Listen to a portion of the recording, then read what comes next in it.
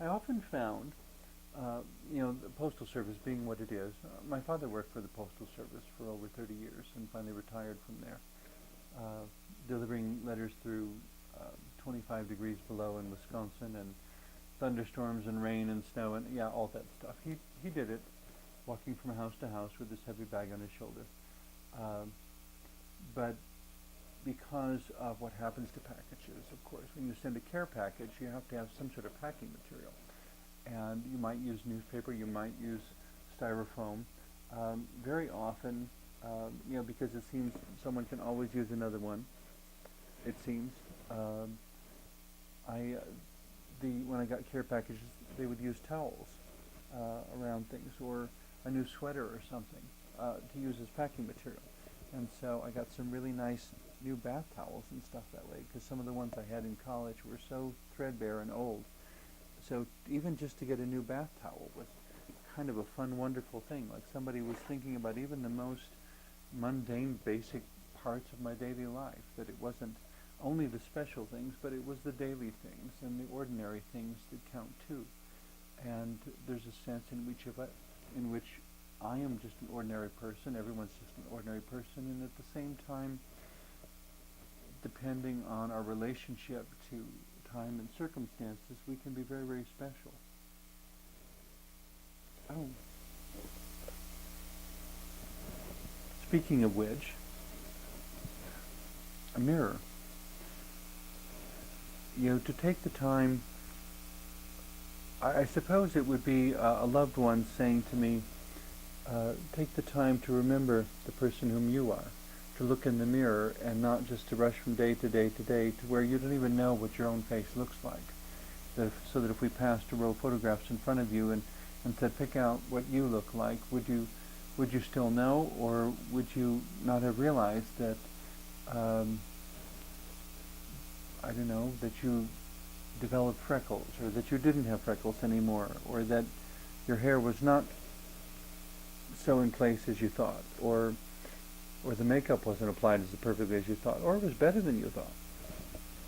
Could be any of those. But it's taking the time to look. And all the things that become visible with a mirror that we couldn't otherwise see. I mean, I couldn't look inside my ear without a mirror. Actually, I couldn't even look at my mouth without a mirror. I have no idea what my teeth look like unless I look in a mirror, or what my lips look like, what my nose looks like. Without a mirror, I wouldn't know, even though it's absolutely right there and part of me. Oh, and of course the magnifying mirror. If you want to see things really close up and really big, and sometimes that makes things clear that, oh, I hadn't noticed that. Okay.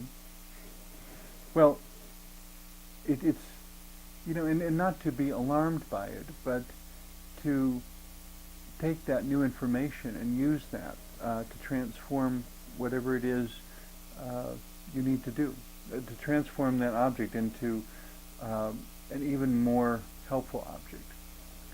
That I can look in a mirror and say, there, I know what my face looks like. I can also use a mirror to brush my teeth, and so that it becomes a tool for cleansing for my mouth and my teeth. I can also use a mirror for cutting my hair or straightening a costume or any number of things. And suddenly it becomes a tool, not just a reflective device to see the face, but something that would show me a lot of other things as well. It becomes a tool of perception. It becomes something that allows me to see. Seeing is not automatic. It happens when we look, maybe, but it's always this question of, yes, you can look, but how much can you really see? And with a mirror, you can see even more. So that was really thoughtful of someone to put that in there, so that to give me tools that empower how effectively I can deal with my challenges. Oh my goodness.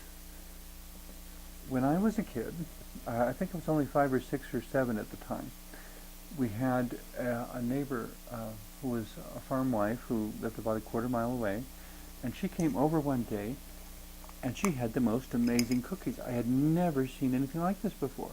They're cookies that actually had candy stuck in them. I didn't know you could do that. I thought they'd melt in the oven or something, but somehow she had put the candies into the cookie and baked it, and they didn't melt.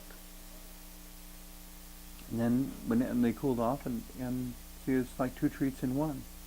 But I just thought that was so magical, and that was the one thing I always remembered about her, is that she was the one who made cookies that had candies in them.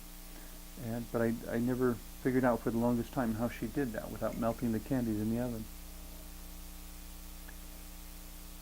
It's always very thoughtful, for someone to include something quick and nourishing, even if it's not probably the most nourishing. No, we don't want to live on a diet of cookies, but something that puts a smile on her face because it has a certain sweetness and wonderfulness to it. Something that's a reward for all the hard work we're doing. But of course we don't want to live on rewards, because we need to remember to eat healthy also. But we need enough rewards to know that we have done well, and that somebody noticed that we're doing well and that we're working hard.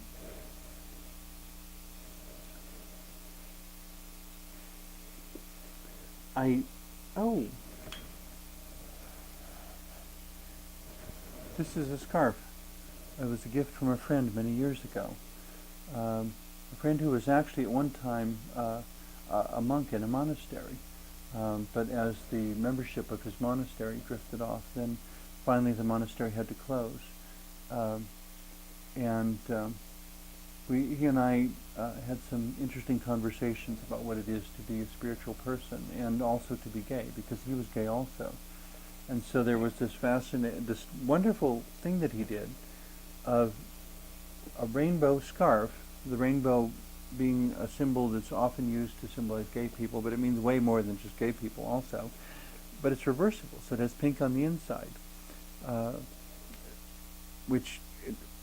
there are so many different things associated with pink. At the moment, there seems to be a lot of use of pink as symbolizing a commitment to the end of breast cancer.